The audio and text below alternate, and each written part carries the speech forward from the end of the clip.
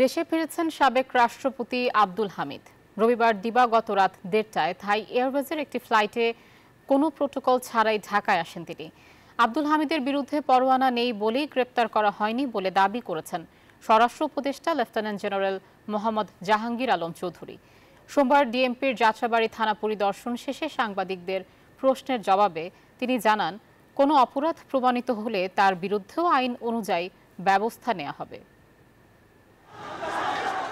5 August ছাত্র জনতার গণ অভ্যুত্থানে আওয়ামী লীগ সরকার পতনের পর শেখ হাসিনা সহ অনেক নেতাকর্মী পালিয়ে যান। তবে আওয়ামী লীগ সরকারের সাবেক রাষ্ট্রপতি আব্দুল হামিদ দেশে অবস্থান করেছিলেন। 9 মাস পর চিকিৎসার জন্য 8 মে ব্যাংককের উদ্দেশ্যে ঢাকা ছাড়েন আব্দুল হামিদ। এরপর থাইল্যান্ডে চিকিৎসা শেষে 9 জুন রবিবার থাই এয়ারওয়েজের একটি ফ্লাইটে তিনি ঢাকায় ফিরে আসেন। ইমিগ্রেশনের আনুষ্ঠানিকতা শেষ করে নিজ জেলার কিশোরগঞ্জের উদ্দেশ্যে রওনা হয়ে যান সাবেক রাষ্ট্রপতি। তার বিরুদ্ধে গত 14 জানুয়ারি কিশোরগঞ্জ সদর থানায় একটি হত্যা মামলা দায়েরের তথ্য রয়েছে।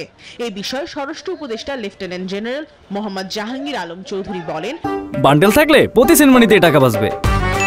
বিকাশ সেনমানি বান্ডেল কিনে জিতুন প্রতি লেনদেনে।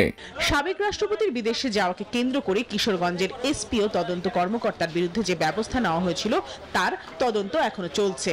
নির্দোষীরা যেন কোনো অবস্থায় সাজা না পায়, এই জন্য আমাদের ইনভেস্টিগেশনটা করতে দেন।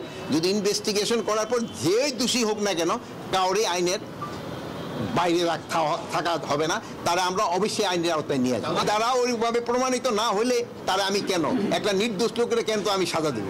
সকালে রাজধানীর যাত্রাবাড়ি থানা পরিদর্শন শেষে একথা বলেন স্বরাষ্ট্র উপদেষ্টা।